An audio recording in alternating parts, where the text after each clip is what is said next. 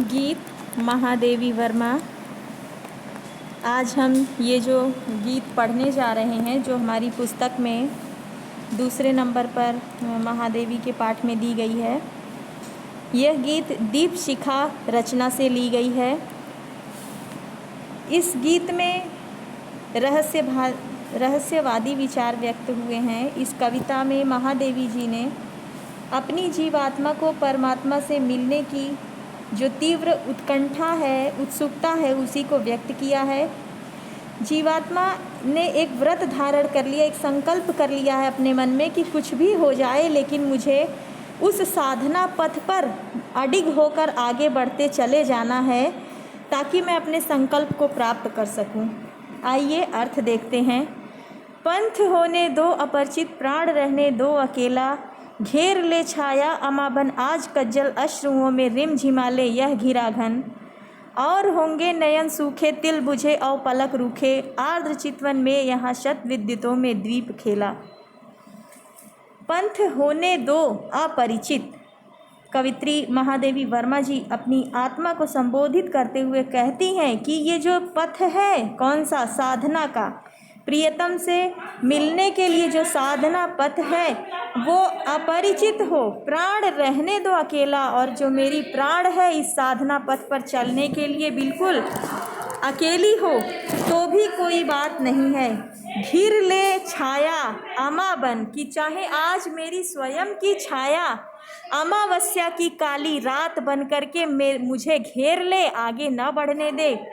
आज कज्जल अश्रुओं में रिम झिमाले यह घिरा तन, कि चाहे आज जो काजल लगे मेरे आँखें हैं उसके जो आंसू निकलें और वो काले काले आंसू बरसात की तरह बरस जाएं, बिल्कुल अंधेरा कर लें, लेकिन आज मुझे साधना पथ पर आगे बढ़ने से रोक नहीं सकते।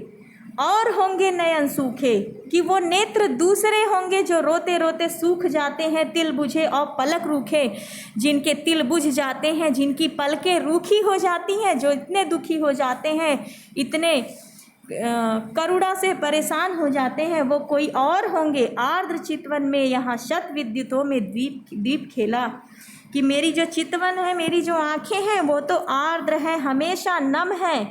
मतलब साधना पथ पर आगे बढ़ने के लिए मेरे आँखों की नमी कभी सूखने नहीं पाएगी, क्योंकि मेरी जो आँखें हैं, मेरी आँखें ये दीपक के समान टिमटिमा ही रही हैं सत विद्युतों में, कि चाहे बिजली भी कड़क रही हो फिर भी मेरी आँखों के दीपक ने इन सैकड़ों विद्युतों में खेलना सीख लिया है। अर्थात कष्टों से घबराकर पीछे हटने वाला मेरा जीवन रूपी दीपक ऐसा नहीं है।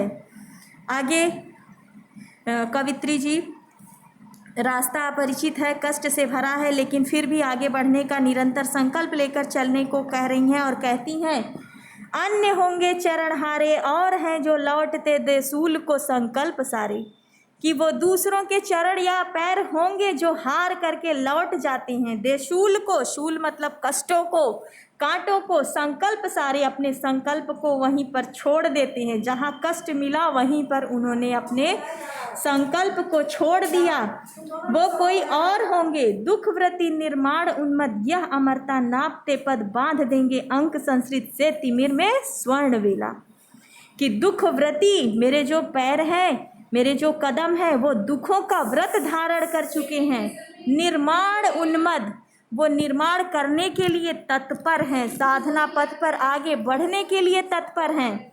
यह अमरता नापते पद, मेरे जो पद हैं, मेरे कदम हैं, वो अपने आप को अमर मान के चल रहे हैं और साधना पथ पर निरंतर बढ़ते चले जा रहे हैं। मेरे पैर वैसे नहीं है कि रास्ते के कष्टों को मैं देखकर वहीं पर अपने सारी प्रतिज्ञा को भूल जाऊं और हार कर वापस आऊं। मैं ऐसा नहीं कर सकती। बांध देंगे अंक संस्कृति से, कि इस संसार रूपी गोद में मैं बांध दूंगी तिमिर में स्वर्ण वेला, अपने प्रयासों से अंधेरे में भी स्वर्णिम उजाले की कहानी लिख दूंगी।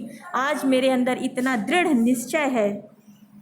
दूसरी होगी कहानी शून्य में जिसके मिटे स्वर धूलि में खोई निशानी, कि वो कहानियाँ किसी और की होंगी, वो कहानी मेरी नहीं मैं बनने दूंगी।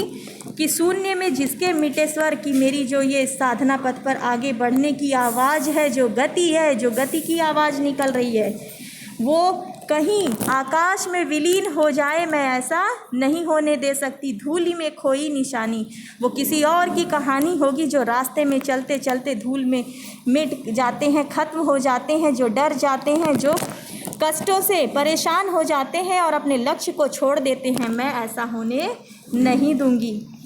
आज जिस पर प्रलय विस्मित मैं लगाती, चल रही नित मोतियों की हाट और चिंगारियों का एक मेला। क्या बात कही है कवित्री जी ने, कि आज जिस पर प्रलय विस्मित, कि आज स्वयं प्रलय ढाने वाला भी आश्चर्यचकित हो जाए। वो प्रलय जो घट रही है घटनाएं, वो खुद भी आश्चर्यचकित हो जाए कि इसका तो कुछ भी नहीं बिगड़ता। मैं लगाती चल रही नित मोतियों की हाट और चिंगारियों का एक मेला, कि साधना पथ पे मुझे कितने भी कष्ट हो, मेरे आँखों से मोती के रूप में आंसू निगलते रहें, लेकिन मैं उनकी बाजार लगा दूंगी। और चिंगारियाँ जो मेरे हृदय में दृढ़ निश्चय रूपी आग की ज्वाला धधक रही है, मैं उसका एक मेला लगा दूंगी, लेकिन मैं रुकने वाली नहीं हूँ। साधना पथ पर मैं आगे बढ़ती ही चली जाऊंगी। हास का मधुदूत भेजो, रोष की भ्रूभंगिमा पतवार को चाहे सहेजो। आगे महादेवी वर्मा जी कहती हैं कि चाहे ये जो ऋतुएं हैं वो बसंत के दूत को भेज दें, बसंत जैसी ऋतु आ जाए, उत्साहपूर्ण माहौल हो जाए, या फिर रोष की भ्रूभंगिमा पतवार को चाहे सहेजो, या पतझड़ के रूप में कुछ ऐसा घटित हो कि लगे कि कहीं से प्रलय बरस रही है, या फिर कोई क्रोध में पतझड़ को इकट्ठा कर ले। चाहे तुम प्रसन्न हो जाओ अथवा अप्रसन्न हो जाओ, लेकिन ले मिलेगा उर अचंचल। मेरा यह जो उर हृदय है अचंचल है, स्थिर है, वो अस्थिर नहीं है, अर्थात वह दृढ़ निश्चयी है। वेदना जल स्वप्न शतदल, वो अपने हृदय की वेदना का जल और सपनों का कमल पुष्प है, रास्ते तुम्हारे लिए उपस्थित रहेगा वो लेकर के। और मुझे विश्वास है कि परमात्मा से मेरा मिलन अवश्य होगा। जान लो वह मिलन एकाकी विरह में है दुकेला। मिलन के क्षणों में तो मैं इतना भूल जाती हूँ कि तुमसे भिन्न मेरी अपनी सत्ता नहीं होती है। इस प्रकार से वह मिलन तो एकाकी हो जाता है। मतलब मिलन के अवसर पर तो मैं अपनी सत्ता की सुध बुध खो बैठती हूँ और परमात्मा में आप में विलीन हो जाती हूँ। तो इस तरह से वह मिलन अकेला होता है। लेकिन विरह की दशा में क्या होता है, आप की चाहना मेरे अंदर भरी होती है और मैं तड़प रही होती हूँ आपके प्रेम में। तो इस तरह से यह दुख का मिलन जो होता है ये दुकेला होता है। दोनों की सत्ता का ज्ञान होता है। मेरी अलग सत्ता होती है और परमात्मा आपकी अलग सत्ता होती है। तो मैं मानती हूँ कि उस समय मैं दो होती हूँ, लेकिन जिस समय मैं आपसे मिलती हूँ वो तो एक हो जाती हूँ। तो फिर वो एकाकी एकांत हो जाता है। पंथ होने दो अपरिचित, प्राण रहने दो अकेला। इस प्रकार से महादेवी वर्मा जी कहती हैं कि मुझे दृढ़ विश्वास है कि मेरा प्राण जो है वो अकेला पथिक है इस रास्ते पर चलने वाला, लेकिन मेरा साधना पथ भी अपरिचित है, उस रास्ते की मुझे पहचान नहीं है। लेकिन कोई बात नहीं, क्योंकि एक ना एक दिन मैं अपने प्रियतम को अवश्य पालूंगी।